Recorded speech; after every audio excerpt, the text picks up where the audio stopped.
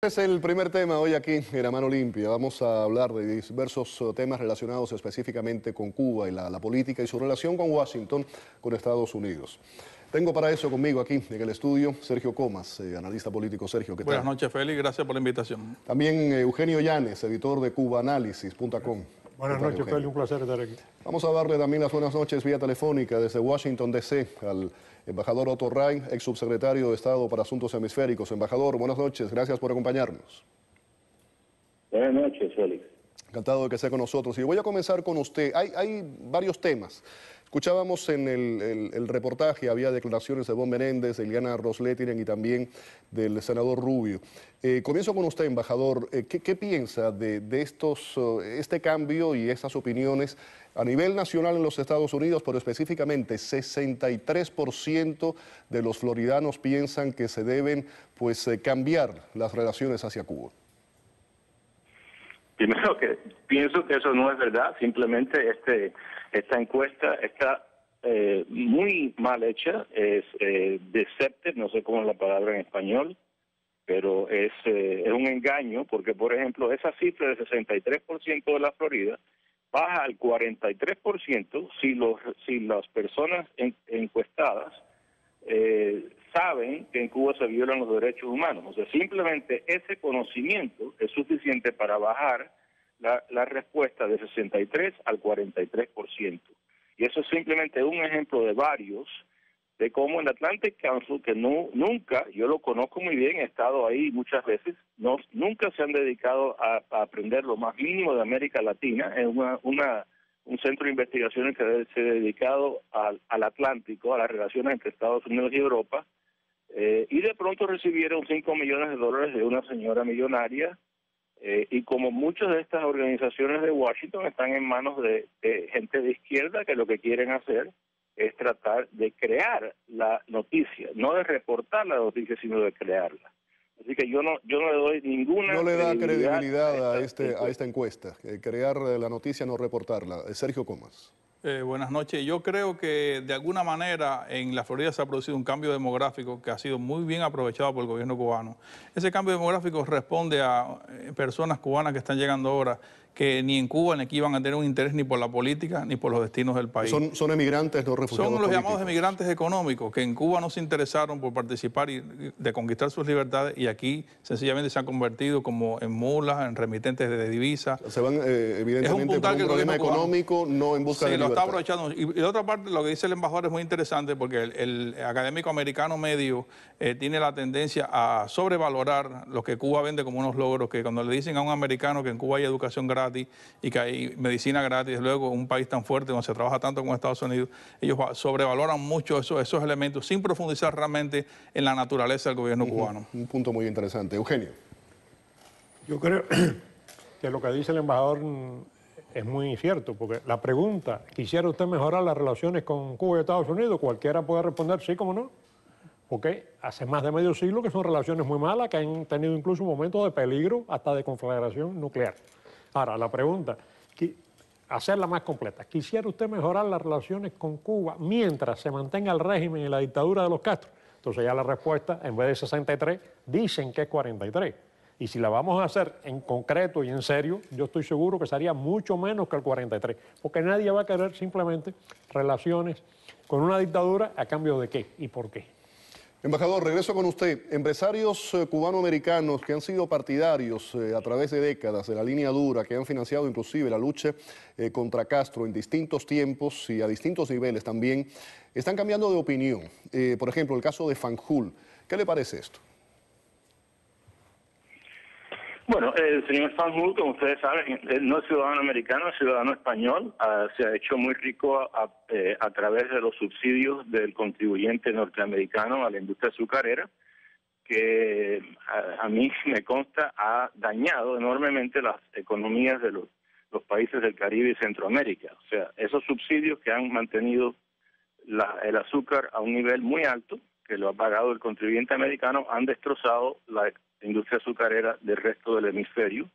El señor Fanjul tiene todo el derecho como ciudadano español de ir a Cuba y negociar con el gobierno de Cuba para que le devuelvan su mansión, que tengo entendido que lo hizo ya el año pasado. A mí eso no me impresiona en lo más mínimo porque yo sé que, por ejemplo, Hay muchos empresarios que están muy dispuestos a negociar con Irán, a negociar con Corea del Norte, con cualquier país. Ese es el sistema de mercado. Yo en ese sentido, no los admiro, no los respeto. Hay que recordar que compañías americanas tan poderosas como la Ford o General Motors hacían negocio con la Rusia de Stalin. Así que no creo que el hecho de que un empresario extranjero vaya a negociar con Fidel Castro signifique lo más mínimo para la política de Estados Unidos. Eugenio, el Fanjul en declaraciones que ha hecho habla de la familia cubana.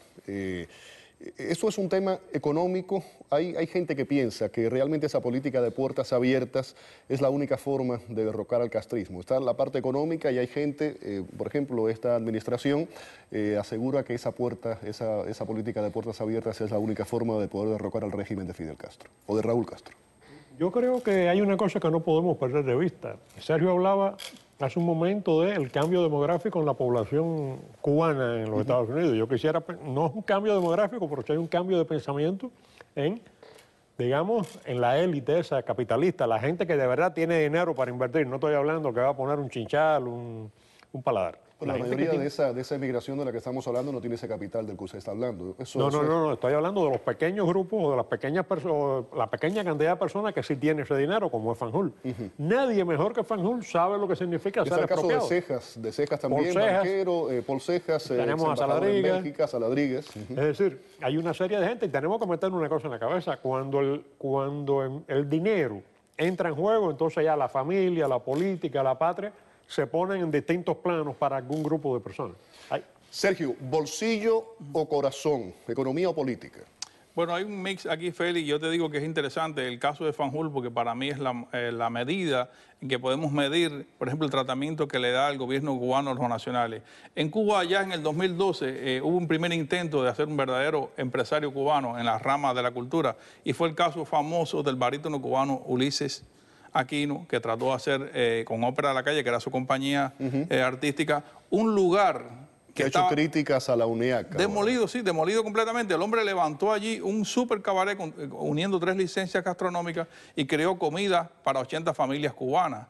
Inmediatamente fue defenestrado y aunque ese hombre se mantuvo en la línea de la reclamación por los canales pertinentes dentro del gobierno, ahora mismo lo tenemos ya casi en primera página del diario Granma, criticado, porque dicen que se está apartando de los postulados de la cultura y de la política cubana. Es decir, que le dan un tratamiento... O sea, ha hecho una crítica abierta a la UNIAC y ha dicho que realmente no vela por los intereses de los artistas, de los escritores cubanos. Así, pero eso ha sido un secreto a voces durante 50 años si nos remontamos, por ejemplo, al caso Padilla, que hubo un gran silencio cómplice por parte de todo el mundo. Salvo que este hombre, incluso aquí se han hecho programas en Miami y se ha respetado la integridad y las declaraciones de este hombre para no dañarlo, porque él mismo pidió, incluso llamando por teléfono a Miami, de que no se hiciera una crítica severa sobre el caso suyo, porque tenía esperanza de volver a ser empresario. Eso no ha ocurrido y mira la posición que se encuentra. Si tú comparas el tratamiento que se le ha dado a Ulises Aquino con el tema Fanjul, te das cuenta de que no puede haber dos políticas para el mismo problema, que es el problema nacional. O el cubano participa o no participa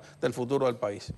Embajador, hay que ir con la dinámica de los tiempos cambian.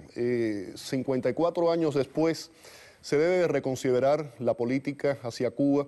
Durante años, por ejemplo, existió la beligerancia, no estoy ni a favor ni en contra, no voy a entrar en eso, pero existió la beligerancia. Ahora cambió por completo el concepto y se trasladó a la lucha pacífica, que ha dado muy buenos resultados. ¿Esto también se puede aplicar a otros conceptos de las relaciones con la isla? Bueno, lo único que no ha cambiado en la relación entre Estados Unidos y la isla es el hecho de que los hermanos Castro son los que han dominado el gobierno por 55 años. Es lo único. Aquí han habido 10, 11, no me acuerdo cuántos presidentes desde Eisenhower, y todos, de alguna manera o de otra, han tratado diferentes cosas. El presidente Carter abrió la sección de intereses en La Habana, redujo las sanciones, hizo un montón de cosas, y Fidel Castro le contestó, le agradeció enviando 40.000 tropas a África y causando problemas en 14 países de África. Yo creo que eso es lo que le falta, ese conocimiento es lo que le falta a organizaciones como el Atlantic Council, que no entienden, como ellos acaban de aterrizar, ¿no?, de paracaídas en este tema sin una perspectiva histórica. Ellos piensan que la relación entre Estados Unidos y Cuba comienza en el 2014. Comienza en 1959, la relación actual. Y lo único que no ha cambiado es la dictadura de Castro. El momento que cambie esa dictadura, le aseguro, porque yo he estado dentro del gobierno de Estados Unidos y sé los estudios que se han hecho, le aseguro que el gobierno de Estados Unidos cambiará su posición también. Termino con ustedes dos, les pido que sean breves. Estaba hablando ahora del barítono y muchos otros casos dentro de la isla, de cosas que están ocurriendo que antes no se veían. Esas voces surgen producto de que el cubano ha perdido el miedo, no hay el mismo control, Raúl ha hecho concesiones o le tienen menos miedo que a Fidel, o hay un poco de todo esto. Yo te diría que es como la pared de una presa. Empiezan a producirse salideros y entonces vienen y tapan con una mano aquel salidero, digamos, de la ópera de la calle, y entonces viene aquí el problema de Fanjul y tapan ese salidero con esta. Son curitas a la herida, no se cura. Exactamente, y tienen que ser un pulpo. Y aún así, cuando llegan 8 salideros ya no tienen más nada con que detener. Y es lo que está pasando, me parece, se está resquebrajando todo. Sergio. Yo creo que se han gastado bastante dinero y han sido exitosos en una avanzada que han hecho diplomática para insertar a Cuba otra vez, pero cuando la gente conoce realmente qué pasa en Cuba, desde luego que no tienen esa misma perspectiva. Y básicamente sí creo que el discurso está completamente agotado y que algunas voces, sobre todo del sector intelectual, van a dar mucho que oír en lo adelante. Embajador, ha sido un placer, como siempre, tenerlo aquí en el programa. Saludos desde Miami. Gracias, muchas gracias. También muchísimas gracias Sergio Comas, Eugenio Llanes, que han estado con nosotros aquí en el programa. Hablando de Fidel, estábamos hablando ahora de Fidel, vamos a dejarlos ahora con la controversia por la oreja de Castro. ¿Qué usted dirá? ¿Qué tiene que ver la oreja de Castro en todo eso? Es una decisión de AP, ahí está. La agencia de noticias AP retiró de sus archivos 7 fotografías de Fidel Castro por haber sido manipuladas digitalmente e ir en contra de su política editorial. Las fotografías manipuladas habían sido distribuidas por Estudios Revolución durante la reciente cumbre de la CELAC celebrada en La Habana. Actualmente AP estudia alrededor de 150 fotos anteriores del mandatario que también pudieran haber sido alteradas.